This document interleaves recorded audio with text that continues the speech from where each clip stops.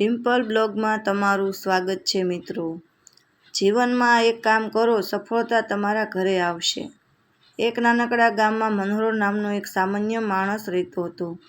તે ખૂબ મહેનતુ હતો, પરંતુ તેની મહેનત પ્રમાણે તેને ક્યારેય સફળતા મળતી નહોતી। સવારે વહેલો ઉઠતો, આખો દિવસ કામ કરતો, છતાં ઘરમાં પૈસાની તંગી રહેતી। પરિવારના ચહેરા પર ચિંતા સ્પષ્ટ દેખાતી હતી। મનોહરને ઘણીવાર લાગતું કે કદાચ તેનું નસીબ જ ખરાબ છે। તે વારંવાર ભગવાનને પૂછતો કે હું મહેનત તો કરું છું, છતાં મારા જીવનમાં સુખ કેમ નથી આવતું। એક દિવસ ગામમાં એક વૃદ્ધ સંત આવ્યા। ગામના લોકો તેમના આશીર્વાદ લેવા જતા હતા। મનોહર પણ તેમની પાસે ગયો। તેણે પોતાના જીવનની બધી મુશ્કેલીઓ કહી। સંતે ધ્યાનથી બધું સાંભળ્યું અને માત્ર એટલું જ કહ્યું, બેટા, આવતીકાલથી એક કામ શરૂ કરજે। દરરોજ સવારે ઉઠીને ભગવાનનો આભાર માનજે, પછી માતા પિતાના ચરણ સ્પર્શ કરજે, ઘરમાં મીઠા શબ્દોમાં વાત કરજે અને દિવસમાં ઓછામાં ઓછું એક નિસ્વાર્થ સારું કામ કરજે। બસ આ નિયમ ક્યારેય તોડતો નહીં। મનોહરને આ વાત ખૂબ સરળ લાગી। તેને લાગ્યું કે આથી શું બદલાશે, છતાં તેણે સંતના શબ્દો માની લીધા। બીજા જ દિવસથી તેણે ભગવાનનો આભાર માનવાનું શરૂ કર્યું, માતા પિતાના ચરણ સ્પર્શ કર્યા અને પત્ની અને બાળકો સાથે પ્રેમથી વાતો કરી। રસ્તામાં એક વૃદ્ધને રસ્તો પાર કરાવ્યો, કોઈ ગરીબને ભોજન કરાવ્યું, કોઈ દુઃખી માણસને હિંમત આપી। તેણે કોઈ બદલાની આશા રાખી નહીં। શરૂઆતમાં થોડા દિવસોમાં કંઈ ખાસ બદલાયું નહીં, પરંતુ ધીમે ધીમે ઘરમાં શાંતિ વધવા લાગી। પરિવારના સભ્યો વચ્ચેના ઝઘડા ઓછા થયા, બાળકો ખુશ રહેવા લાગ્યા, પત્નીના ચહેરા પર સ્મિત દેખાવા લાગ્યું। મનોહરનું મન હળવું થવા લાગ્યું। હવે તે ફરિયાદ કરતાં વધુ આભાર માનતો હતો। એક દિવસ ગામના એક વેપારીએ મનોહરની ઈમાનદારી જોઈ અને તેને પોતાના કામમાં ભાગીદાર બનાવ્યો। મનોહરે ખૂબ નિષ્ઠા કામ કર્યું। થોડા જ સમયમાં વેપારી વધવા લાગ્યો, આવતી વધી ઘરની આર્થિક સ્થિતિ સુધરવા લાગી। પરંતુ મનોહરે પોતાના સારા કર્મો છોડ્યા નહીં।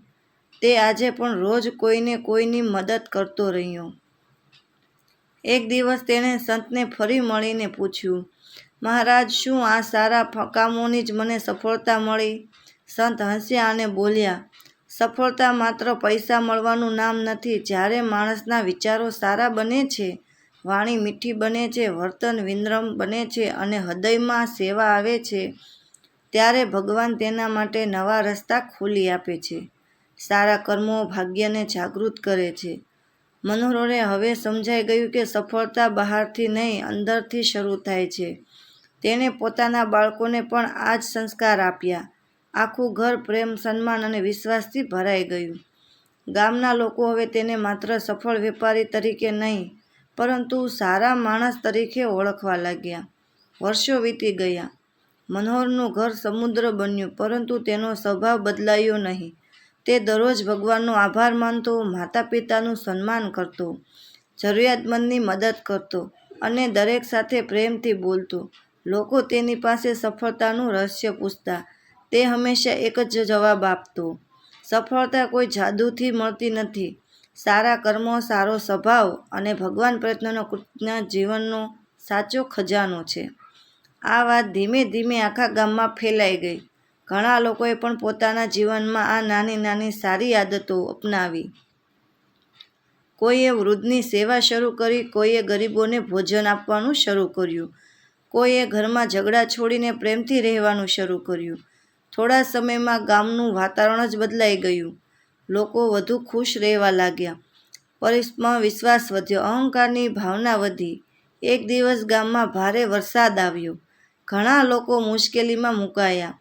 મનોહર અને ગામના યુવાનો મળીને દરેક પરિવાર સુધી ભોજન, દવાઓ અને જરૂરી વસ્તુ પહોંચાડવા લાગ્યા। લોકોના આશીર્વાદ મળવા ગયા। મનોહરે ત્યારે અનુભવ થયો કે જીવનમાં સૌથી મોટી સફળતા એ છે કે તમારા કારણે કોઈના ચહેરા પર સ્મિત આવે। સમય સાથે મનોહરના બાળકો પણ મોટા થયા। તેમણે પણ પિતાના સંસ્કારોને જીવનમાં ઉતાર્યા અને તેઓ ભણ્યા, મહેનત કરી અને સફળ બન્યા।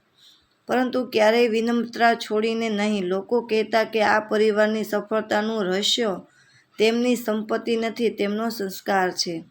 આજ પણ જો કોઈ મનોહરના ઘરમાં જાય તો ત્યાં પ્રેમ, આદર, શાંતિ અને સંતોષનો માહોલ જોવા મળે છે. ઘરમાં કોઈ વૈભવનો દેખાવ નથી, પરંતુ હૃદયમાં સ્મૃતિ છે, અને એ જ સ્મૃતિ મૂળ અને જ હૃદય હતું. દરરોજ ભગવાનનો આભાર માનવો, માતા પિતાનું સન્માન કરવું, સૌ સાથે પ્રેમથી બોલવું અને નિસ્વાર્થ સારા કર્મ કરવાનું ક્યારેય ન છોડવું. તેથી યાદ રાખો, જીવનમાં સફળતા મેળવવા માટે કોઈ ચમત્કારની રાહ જોવાની જરૂર નથી. આજે જ એક સારું કામ શરૂ કરો, કોઈની મદદ કરો, કોઈનું દિલ ન દુભાવો, તમારા પરિવારને પ્રેમ આપો, ભગવાન પ્રત્યે કૃતજ્ઞ રહો અને સારા કર્મોને જીવનનો નિયમ બનાવો. ધીમે ધીમે તમે જોશો કે માત્ર તમારું નહીં, પરંતુ આખા ઘરનું વાતાવરણ બદલાઈ રહ્યું છે. સાચી સફળતા એ જ છે જે સુખ, શાંતિ અને પ્રેમ અને સંતોષ સાથે તમારા ઘર